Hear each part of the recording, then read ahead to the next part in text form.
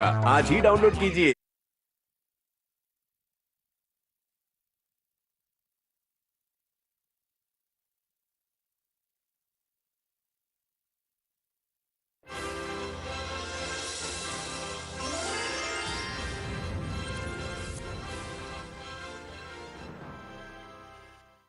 नाज़रीन मोहतरम, मकालमा उर्दू ज़बान और अदब की दास्तान हयात के उन किरदारों का तारुफ है जो महज किरदार नहीं, महज किताबों का हिस्सा नहीं, बल्कि ये वो नुक्ते हैं, वो हरूफ हैं, वो अल्फाज और जुमले हैं, वो इबारतें हैं, वो फरहतें हैं, वो खुशियाँ हैं, वो मसरतें हैं और वो लम्हे भी जो तारीख़ को, तहज़ीब को हमेशा ज़िंदा रखते हैं। यही किरदार आज हमारे सामने धीरे धीरे आते रहेंगे और हमें इसकी मुहाफ़ज़त, इसकी हिफाजत और इसकी अमानतदारी का दर्स देंगे। दुनियाई अदब के ये सितारे न सिर्फ अदब से फैज़याब हो रहे हैं, बल्कि अदब के फैज़ को आम करके नई नस्लों की तरबियत भी कर रहे हैं। ये मुकालमे के किरदार भी हैं और मेमार भी।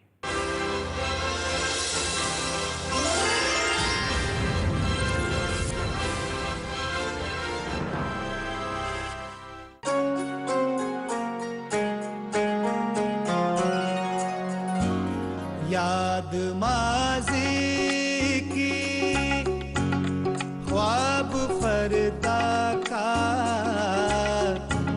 सूरते शौक़ आँख में भर लें, आप अपने को जानने के लिए आके फिर कुछ मुकालमा कर ले, मुकालमा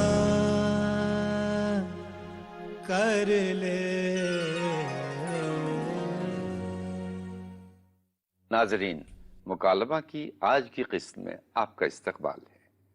आप जानते हैं कि इस प्रोग्राम के ज़रिए हम उर्दू की उन शख्सियात से आपको मुतारिफ़ कराते हैं जिनके कारनामे नुमायाँ ही नहीं बल्कि कहना चाहिए कि ऐसे हैं कि जिनको और नुमायाँ करने की ज़रूरत है, ताकि आने वाली नस्लें जो हैं वो उर्दू से इस तरह जुड़ी रहें कि उन्हें माजी की भी खबर रहे, उनका हाल भी ठीक रहे और मुस्तक़बिल के बारे में वो सोचते रहें। आज की शख्सियत जो है जिनसे हम आपको मुतारिफ़ कराएंगे, उनका ताल्लुक़ उस शहर से है जिसका नाम लेते ही एक तो ये कि हिंदुस्तान का दिल सामने आता है और दूसरे उर्दू के हवाले से वो ज़ख़ीरा, वो मनाबे सामने आते हैं कि आदमी ये महसूस करता है कि वो जगह और उर्दू दोनों एक दूसरे के लिए लाज़िम मलज़ूम हैं। मेरी मुराद शहर दिल्ली से है और दिल्ली से ही ताल्लुक़ है आज के मेहमान का, प्रोफेसर अबू मोहम्मद ज़ाकिर साहब। ज़ाकिर साहब, आपका इस्तकबाल है इस महफ़िल में जिसको हमने नाम दिया है मुकालमा। सबसे पहले मैं आपसे ये गुजारिश करूँगा कि आप हमारे नाज़रीन के लिए अपनी ज़िंदगी के इब्तदाई अय्याम, उसमें ज़ाहिर है कि दिल्ली के अय्याम भी और आपके अय्याम भी थोड़ा वाज़े होंगे। मैं दिल्ली ही में पैदा हुआ और दिल्ली ही मेरा वतन है और तालीम और तरबियत सब दिल्ली में रही, आला तालीम तक यहीं रहा जी। और मेरे बचपन की दिल्ली, लड़कपन की दिल्ली अजीब व गरीब दिल्ली थी। यानी मुझे याद है कि मेरे स्कूल में वो लोग जो फ्लरिशिंग लीगल प्रैक्टिस करते थे जी। वो भी अपनी प्रैक्टिस छोड़ के और जो एयरफोर्स में थे वो पढ़ाने के टीचिंग प्रोफेशन में आ जाते थे। इसी एंग्लो अरबिक स्कूल से तरफ मेरा इशारा है। यानी ये एक ऐसा मरकज सा बनता जा रहा था कि जिससे मालूम होता था कि अब जिंदगी की हरारत जो है वो तेज हो रही है। इसके बाद फिर वो सन 47 हो गया तो मेरी तालीम ज़रा कुछ डिसरप्टेड रही, लेकिन फिर भी मैं मिशन कॉलेज में दाखिल हुआ, सेंट स्टीफेंस कॉलेज में। उसके बाद श्री राम कॉलेज में भी रहा, फिर दिल्ली कॉलेज जब खुल गया तो वहाँ भी। तो मैं कुछ कॉमर्स और इकोनॉमिक्स में भी भटकता रहा। फिर उसके बाद उर्दू लिटरेचर की तरफ में आया। उसके बाद मेरी मुलाजमत मुझे मिल गई जामिया मिल्लिया इस्लामिया में और कुछ थोड़ा बहुत अलावा तदरीसी काम के जो तसनीफ़ी काम था उसकी तरफ राग़िब हुई। अब तक तो इसी तरह गुजर रही है, आगे खुदा मालूम। ज़ाकिर साहब, मैं कुछ आपके तराजिम पे बात करना चाहता हूँ, ख़ास तौर से चार दरवेश का तर्जुमा जो बहुत मकबूल भी हुआ और बहुत मशहूर हुआ। और मैं समझता हूँ कि इंग्लिश में आपने इतनी मुश्किल दास्तान को मुतारिफ कराया है تو تراجم کی اپنی مشکلات ہیں. مثال کے طور پہ ابھی ایک سیمینار میں ہم لوگ علی گڑھ گئے تو وہاں انگلش کی ایک پروفیسر نے کہا کہ لوگوں نے منٹو کو ترجمہ کیا, بھلا مسٹنڈے کا کیا ترجمہ آپ نے کیا ہوگا؟ صحیح بات. یا رادھا کرشنا نے لکھا ہے کہ آنند کا کوئی ترجمہ ہم کسی دوسری زبان میں نہیں کر سکتے. صحیح بات. تو زبان کی اپنی کچھ تہذیب. بے شک. تو آپ کو اس ترجمہ کرتے وقت کیا مشکلات سامنے آئی ہیں؟ دیکھیے میں عرض کروں کہ اصل میں تو بات یہ ہے کہ مجھے نہیں معلوم اور لوگ کیا سمجھتے ہیں, مگر میں سمجھتا ہوں کہ آدمی اس قسم کا جو کام کرتا ہے وہ اپنے آپ کو بچانے کے لیے کرتا ہے. ٹی ایس ایلیٹ نے اپنی شاعری کے بارے میں کہا ہے کہ میں اپنے بچانے کے لیے اپنے آپ کو یہ کہتا ہوں. میرا معاملہ کچھ ایسا رہا کہ مجھے جو چیز اچھی لگی تو میں نے چاہا کہ دوسروں تک پہنچے. باغ و بہار کا معاملہ یہ ہوا کہ اس زمانے میں مجھے کچھ ایک ٹھوکر سی لگی تھی اپنے کریئر میں جو مجھے نہیں لگنی چاہیے تھی, جس میں میری کوئی غلطی نہیں تھی, کوئی خامی نہیں تھی. تو میں نے اپنے آپ کو بچانے کے لیے ترجمہ شروع کیا تھا اور مجھے معلوم تھا کہ تراجم ہو چکے ہیں, لیکن میں ان سے مطمئن اس لیے نہیں ہوا کہ وہ بہت ہی لٹرل تھے. میں چاہتا تھا کہ وہ روا نوا انگریزی میں ہوں. بہت مشکلیں آئیں اور ترجمے میں تو بہت مشکل یوں بھی ہوتی ہے کہ جہاں عام طور سے کلچرل کانسیپٹس ہوتے ہیں. مثلا آپ نے فرمایا مستنڈا, میں اور بہت اس سے زیادہ جو استعمال ہونے والا لفظ ہے وہ حیا کا لفظ ہے. اب حیا کے لیے آپ زیادہ سے زیادہ کھینچتان کے انگریزی میں موڈیسٹی تک لاتے ہیں. آپ دسترخوان کو کیا کہیں گے؟ بہت سارے ایسے. اچھا پھر ہاں خاص طور سے محاورے جب آتے ہیں تو بڑی مشکل پڑتی ہے. تو عجیب و غریب بات ہے کہ جن انگریزوں نے ترجمہ کیا تھا انہوں نے کوشش یہ کی تھی کہ وہ اس کی روح تک پہنچیں. ہاں مخاں کی بات نہیں ہے, سخن سازی کی بات نہیں ہے, حقیقت میں کوشش تھی. لیکن آج کی انگریزی 19ویں صدی کی انگریزی سے مختلف ہے. تو میں نے کوشش یہ کی تھی کہ وہ اسپرٹ جو ہے, میں نے لکھا بھی ہے کہ بھائی جہاں تک کلچر کا سوال ہے میں نے چاہا وہ باقی رہے, لیکن اس کے برابر ایکویولنٹ انگلش ایڈیم آ جائے. یہ کوشش میری اس میں رہی ہے. اب ظاہر ہے کہ اس میں ضروری نہیں ہے کہ ایک ٹرانسلیٹر ایک مترجم دوسرے مترجم سے متفق بھی ہو, لیکن پھر بھی اپنی تمانیت تو ہوتی ہے, وہ بڑی چیز ہے. اکثر ایسا ہوتا ہے پروفیسر صاحب جو ترجموں میں دیکھا گیا, اسی لیے تو کہا گیا کہ ترجمہ جو ہے it can either be faithful اور بیوٹیفل, ناٹ بوتھ. پڑھنے کا انداز جو ہے وہ ترجمہ کرنے والا کس طرح سے پڑھتا ہے. اگر ایک شعر اردو کا جو ہے یعنی بیشتر موقعوں پہ یہ محسوس ہوتا ہے کہ اگر مختلف لہجوں سے مختلف سٹریسز کے ساتھ پڑھا جائے معنی بالکل بدل جاتا ہے. بالکل یہی بات ہے. اچھا اس میں بڑی بات اچھی غالب کے ہاں یہ بات بڑی اچھی لگی کہ وہ زیادہ پریشان اس لیے نہیں کرتا کہ اس کے بارے میں آپ کو ضرورت سے زیادہ معلومات ہیں. نہیں لیکن کچھ چیزیں جیسے یہی سیدھا سا شعر دل ناداں تجھے ہوا کیا ہے, اب اس میں ناداں کا ترجمہ مشکل ہے, کیسے ٹرانسلیٹ کریں گے, بہت مشکل ہے. وہ مشکل. اچھا غزل کا شعر جسے پڑھ کر یا سن کر ہم سر دھنتے ہیں, کبھی کبھی ترجمے کے بعد بہت عجیب سا ہو جاتا ہے, اس میں لگتا ہے کہ بڑا مضحکہ خیز ہو گیا ہے. یہ بھی ایک مسئلہ ہے غزل کے ساتھ. بالکل ہے. یہی نہیں بلکہ صاحب یہ دیکھیے کہ ہم نے جو نوجوانی میں اپنی غزل پڑھی تھی, آج اس غزل کو پھر دیکھتے ہیں تو معنی کچھ اور معلوم ہوتے ہیں. اسی وجہ سے غزل مرتی نہیں ہو, مرے گی بھی نہیں, کیونکہ معنی بدلتے رہیں گے, معنی بدلتے رہیں گے. ہمارا جتنا تجربہ ہوتا ہے اجتماعی حیثیت سے, مجموعی حیثیت سے, وہ اپلائی ہوتا ہے خود بخود غیر شعوری طور پر, تو وہ پہنائیاں کھلتی جاتی ہیں. پروفیسر صاحب میں نے ایک بات خود محسوس کی ہے, خود میں نے بھی ترجمے کیے ہیں ماشاءاللہ, لیکن ایک بات ہے کہ اب لفظ جو ہے, اب اس کا سینونیم جو ہے, مجھے تو لگتا ہے کہ کوئی لفظ اس کا دوسرا جو ہے مترادف, وہ جب تک کہ معنی کے شیڈ میں کوئی نہ کوئی فرق نہیں ہے اس وقت تک وہ لفظ وجود ہی میں نہیں آتا.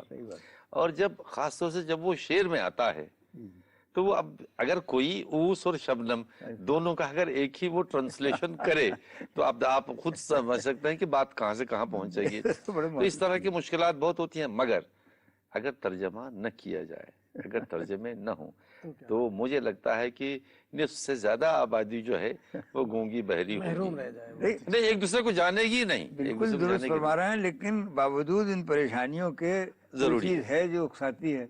اب دیکھیے خاص طور سے وہ شاعر جو ہمارے یہاں بدنام ہیں, نون میم راشد ہیں, ارے وہ نہ صرف یہ کہ نئی بات کہنا چاہتا ہے بلکہ نئے انداز سے بھی کہنا چاہتا ہے. آپ نے ان کو بھی ٹرانسلیٹ کیا؟ جی ہاں, میں نے ترجمہ کیا, کوشش کی ہے, میں کہہ سکتا ہوں. فیض کو بھی کیا, ان کو بھی کیا, اور اب ایک اور میں انتھولوجی بنا رہا ہوں پوری اردو پوئٹری کی، جس میں اقبال کو بھی میں نے جی کیا ہاں، بہت اچھا. لیکن اقبال بہت اچھے شاعر ہیں، اس لیے کوئی پریشان نہیں کرتے، بات سیدھی سادی ہوتی ہے، سیدھے انداز میں کہتے ہیں، آپ کو ساتھ لے کے چلتے ہیں. لیکن راشد بہت پریشان کرتا ہے، لیکن اس اعتبار سے کم پریشان کرتا ہے فیض کے مقابلے میں کہ وہ غزل نہیں کہتا. جی اب دیکھیے وہ کہتا ہے کہ آرزوئیں کبھی پایاب ہاں تو سریاب کبھی. سریاب کبھی. اب یہ نیو ایک نئی ٹرم اس نے، جی جی نہیں تھا آرزوئیں کبھی پایاب کبھی سریاب تو سریاب کبھی. بے ہوشی کی آنکھوں میں دیکھ نظر آتے ہیں، بے ہوشی کی آنکھوں میں کئی چہرے جو دیکھے بھی نہ ہوں، اور دیکھے ہوں تو سراغ ان کا کہاں سے پائے. کس سے ایفا ہوئے اندوہ کے آداب کبھی. واہ واہ. کس سے ایفا ہوئے.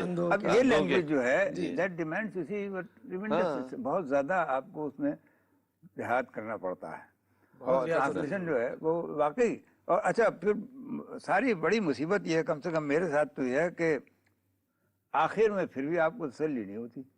تسلی نہیں ہوتی، وہ تو خوب سے خوب تر کی تلاش میں تو آدمی رہتا ہے. اکنامکس میرا مضمون رہا، میں نے ماسٹریٹ کی اکنامکس میں. اکنامکس کے بارے میں عام طور سے یہ کہا جاتا ہے کہ no two economics agree, very seldom that they agree. تو ٹرانسلیشن میں بھی یہی ہے، یہ آپ خود نہیں اپنے آپ سے، بڑی مشکل ہے.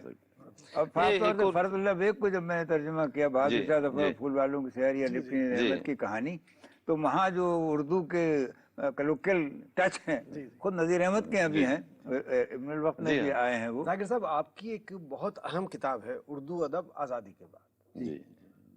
ظاہر ہے بہت سارے تحقیقی کام ہوئے ہیں آزادی کے بعد کے ادب پر بھی، شاعری پر بھی، لیکن اس میں آپ نے کچھ ایسے سورسز کے حوالے دیے ہیں جو عام طور سے اردو یا لٹریچر کی تحقیق میں نہیں دیے جاتے، جیسے جو لارڈ ماؤنٹ بیٹن کے ADC تھے ان کی کتاب کا حوالہ دیا، اور خاص طور سے پہلا چیپٹر تو ہسٹری، مجھ سے ایک ہسٹری کے طالب علم نے کہا جو PhD کر رہے تھے، انہوں نے اسے پڑھا، مجھ سے ترجمہ کیا. تو میں یہ جاننا چاہتا ہوں کہ یہ آپ کے ذہن میں آیا یا آپ کے گائیڈ نے اس میں آپ کی رہنمائی کی؟ آپ یہ کچھ الگ بالکل تحقیقی مقالہ لگتا ہے. دو باتیں ہیں، ایک تو یہ کہ دیکھیے میں سوشل سائنسز کا اسٹوڈنٹ رہا تھا، ایک تو وہ بیک گراؤنڈ تھا. دوسری یہ کہ مجھے بہت خوش قسمتی تھی کہ عابد صاحب مجھے بطور گائیڈ کے، میرے ڈاکٹر سید عابد حسین صاحب، اور میں بھی یاد کرتا ہوں ان شاموں کو کہ وہ مجھے لے کر چلتے تھے، ٹہلتے جاتے تھے اور دور دور تک. اچھا، اور وہ ایسے علاقوں میں چلنا پسند کرتے تھے جہاں سڑک مسطح ہموار نہ ہو. اچھا، شام کے وقت جی خوش ہوا ہے راہ کو پرخار دیکھ کر. اور بہت ہی یعنی انسائٹڈ آدمی تھے، اور انہوں نے میرا خاکہ اپروو کیا تھا، اور اس کے بعد پھر اپنی صحت کی بنا پہ وہ جاری نہیں رکھ سکے تھے، تو اس کو میں سبمٹ کیا. تو دونوں باتیں تھیں، تو یہ بھی تھی اور یہ بھی تھی. اور تیسری بات خواجہ صاحب تھے، خواجہ احمد فاروقی صاحب کا مجھے معلوم نہیں کیونکہ میں زیادہ پڑھتا نہیں دوسرے یونیورسٹیز اور اس کے بارے میں، لیکن میرا اپنا خیال یہ ہے کہ ادب کا سماجی پس منظر جو ہے اس پر توجہ بہت کم لوگوں نے دی ہے. میری نظر میں سب سے پہلے آدمی جو تھے وہ غالباً علامہ یوسف علی تھے، جنہوں نے الہ آباد اکیڈمی میں لیکچر دیے تھے، بعد میں شائع بھی ہوئے. بعد میں شائع بھی ہوئے وہ. اس کے بعد شیخ چاند کی کتاب آئی تھی سودا پر، اس میں چیپٹر دیا تھا. لیکن خواجہ صاحب کا کنٹریبیوشن یہ ہے کہ ان کی وجہ سے اس کو بڑے MA کے لیول پر ایک پرچہ پورا کا پورا social and cultural background of Urdu literature, اس میں تو یہ فیکٹرز تھے، یہ عوامل تھے جن کی وجہ سے آپ کو اس مقالے کے اندر میں PhD کا مقالہ ہے وہ، تو اس میں وہ چیز نظر آتی ہے آپ کو. اور ظاہر ہے کہ اس زمانے میں یعنی ایک طرح کا زندگی تھی اور زندہ چیزیں تھیں، سامنے کی چیزیں تھیں. تو یہ اس وجہ سے وہ ساری چیز آپ کو اس مقالے میں نظر آتی ہے. اور خاص طور سے اس میں وہ اس کے بعد بھی میں نے ایک مضامین لکھے فلموں سے متعلق، جو لکھے فلمی گیتوں سے متعلق لکھے، دوست ملی آبادی کا مطالعہ کیا ایکسٹرا. تو وہ ایکچولی وہ ہے کچھ ایسا کہ ظاہر ہے عام تحقیقی مقالوں سے بالکل الگ ہے. ایک خاص بات کی طرف میں اشارہ کرنا چاہوں گا کہ جو لوگ کلاسیکل لٹریچر پڑھے ہوئے ہیں، یعنی جس دور کے آپ لوگ پڑھے ہوئے ہیں، وہ انگریزی ان اے وے ڈفرینٹ تھی، اور آج کی جیسے ہماری زبانوں میں، ہندوستان کی زبانوں میں فرق آ گیا. ترجمہ تو بہت ضروری ہے، لیکن ہم ڈیپینڈ کرنا چاہتے ہیں ینگ ٹرانسلیٹرز پہ، اس لیے کہ کرنٹ انگلش جو ہے اس وقت کی زبان جو ہے جسے ہم ٹکسالی کہیں آج کی، تو ان کی اس پہ اس کا زیادہ ہولڈ ہے ان کا اس پر، بنسبت ان کے جو ڈکشنری کی مدد سے جو کلاسکس کے تھرو آئے تھے۔ دیکھیے بہرحال یہ تو یہ دیکھیے اس میں بھی پھر وہی سوال آ جاتا ہے کلچرل کانٹیکسٹ۔ باغ و بہار کا ترجمہ آپ نے کیا، پہلے درویش کی سیر کے اندر وہ ایک سین دکھاتے ہیں کہ یہ ہوا، اب وہ سین ایسا ہے جو آپ اپنے گھر والوں کے سامنے آواز بلند نہیں پڑھ سکتے۔ آج کا انگریزی داں طبقہ جو ہے، آج کا پڑھنے والا طبقہ جو ہے، وہ سیدھا سیدھا لکھے گا کہ he had sex with her، لیکن پرانا آدمی جو ہے وہ انٹیلیجنس ہی لکھے گا، وہ انٹیلیجنس لکھے گا۔ یہ فرق پڑ گیا، اور اچھا یہ لازمی ہے پڑھنا، آپ اس کو روک نہیں سکتے کیونکہ وہ جو چیز ہے وہ تو ہے اپنی جگہ۔ شیروانی پہن کے اب آپ زیادہ دور نہیں جا سکتے مجمع میں۔ جی ذاکر صاحب، ہمارے ناظرین میں سے بیشتر لوگوں کو یہ معلوم نہیں ہوگا کہ آپ نے شعر کہے، آپ نے شاعری کی، نظمیں لکھی، کچھ اس حوالے سے، میں دیکھ کے پڑھوں، کچھ اس حوالے سے۔ یہ میری ایک نظم ہے، نیا طلوع، نیا طلوع۔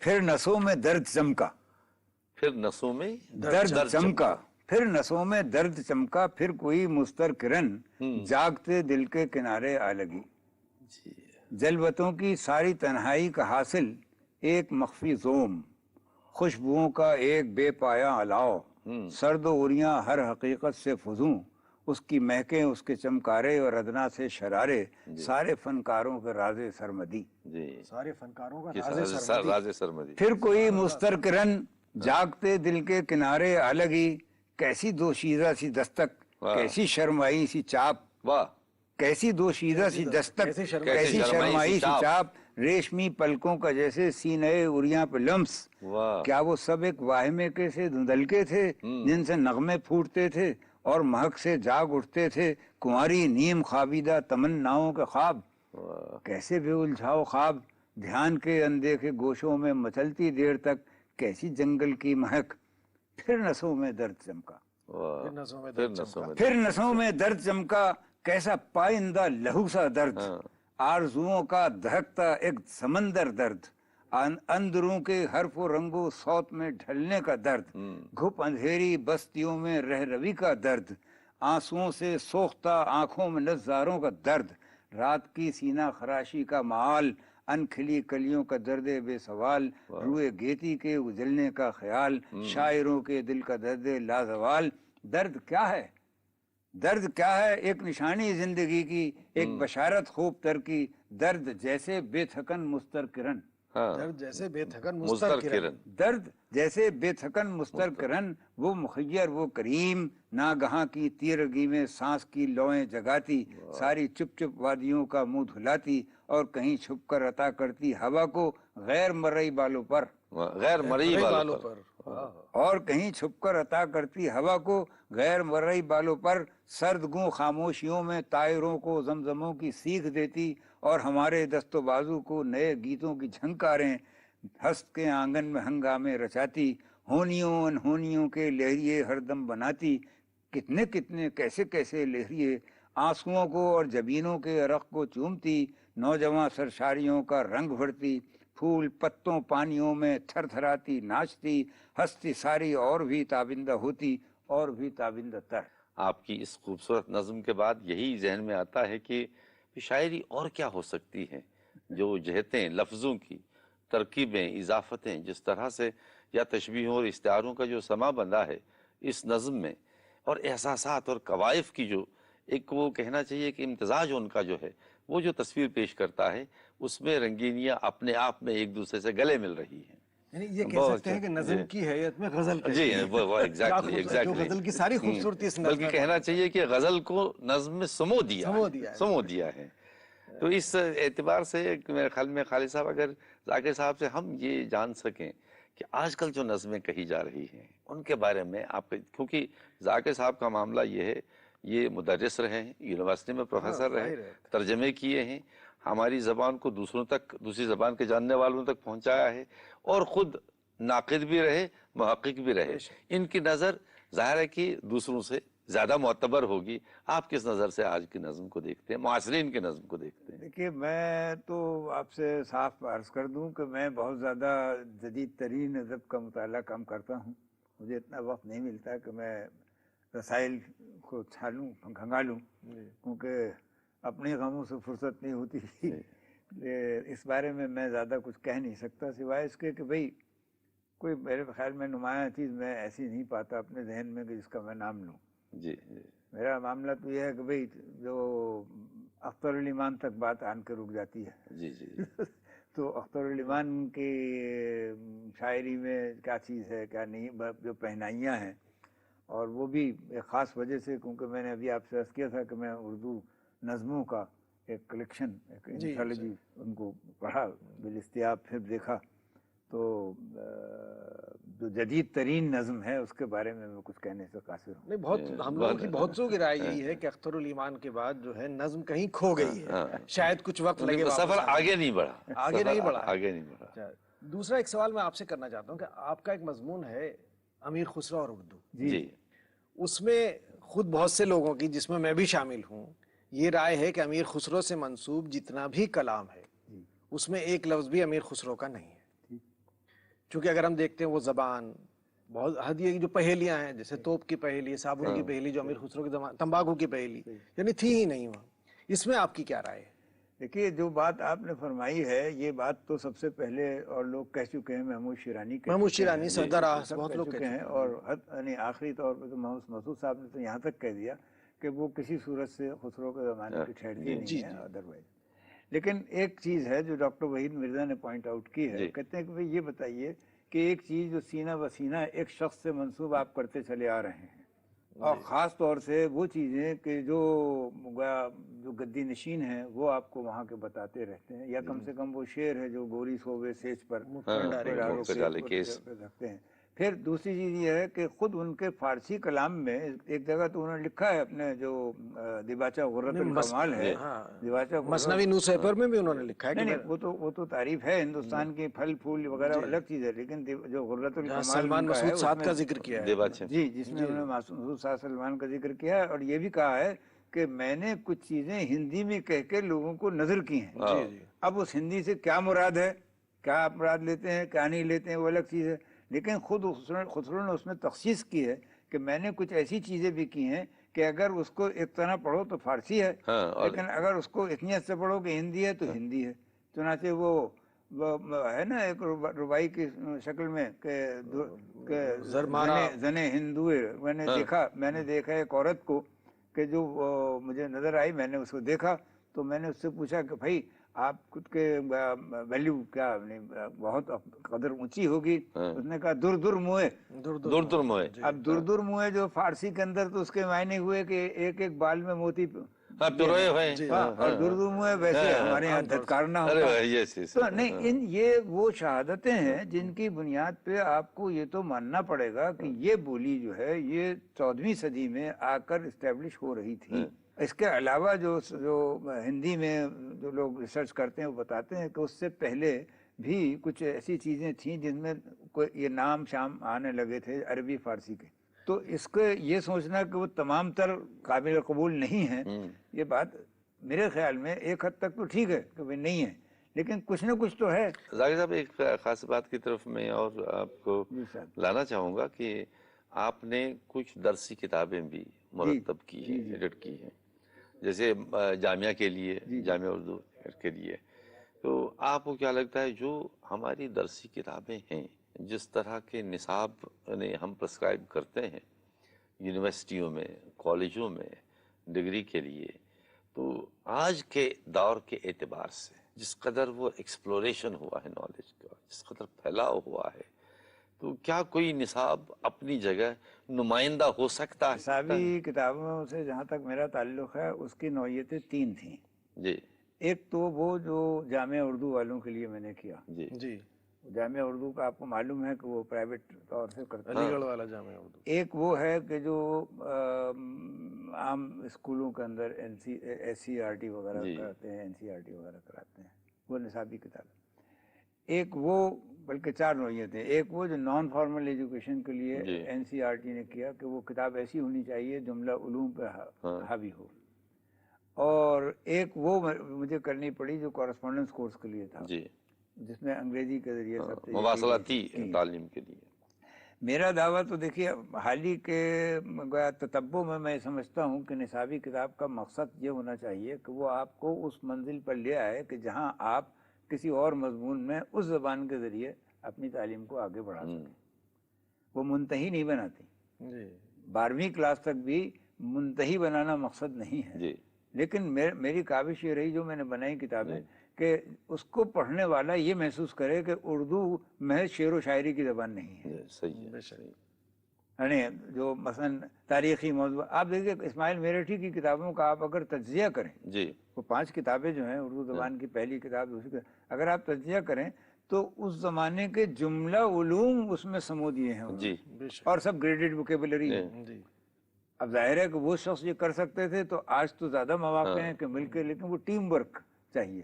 کوشش تو کرتے ہیں NCERT میں, واقعی کوشش اس بات کی جاتی ہے, لیکن وہ جو پھیلاؤ ہے, جو نالج کا پھیلاؤ ہو رہا ہے, اس کو دیکھتے ہوئے تو بھائی ہر سال بدلنا پڑتا ہے صاحب, اسی وجہ سے اضافے کرنا پڑتا ہے. لیکن اب بھی وہی بات ہے کہ ہمیں کوشش یہ کرنی ہے کہ شعر و ادب ہی تک محدود نہ رکھیں بات کو, بلکہ سماجی علوم کو خاص طور سے توجہ. بلکہ میں تو کہتا ہوں کہ یہ کمیونیکیشن کا جہاں تک تعلق ہے, یہ زبان کی تدریس کا جہاں تک تعلق ہے, ہم نے ایک خاص وقت تک اس کو شعر زدہ, تہذیب زدہ اس حد تک کر دیا کہ لوگ بات ہی نہیں کر پاتے شاعری کے علاوہ. وہ تو ہے وہ تو قصد کر کے بنانی پڑیں گی ایسی کتابیں کہ جس میں سماجی علوم سے زیادہ وقت. ذاکر صاحب, آپ سے بہت دلچسپ گفتگو رہی, ہم سب کے علم میں اضافہ ہوا اور امید ہے ہمارے ناظرین نے بھی اس سے بہت لطف لیا ہوگا. جی تو چاہتا ہے کہ آپ سے اور گفتگو کی جائے, لیکن وقت کم ہے. بھائی میں تو یہی کہہ سکتا ہوں, اے بے طول کلام مت کریو کیا کروں میں سکون سے خو کر تھا. بہت بہت شکریہ. ناظرین, آج اس گفتگو کے ساتھ یہیں اختتام پذیر ہوتا ہے یہ پروگرام. کل کسی اور اگلے پروگرام میں پھر کسی شخصیت سے ملاقات ہوگی. جب تک کے لیے آداب.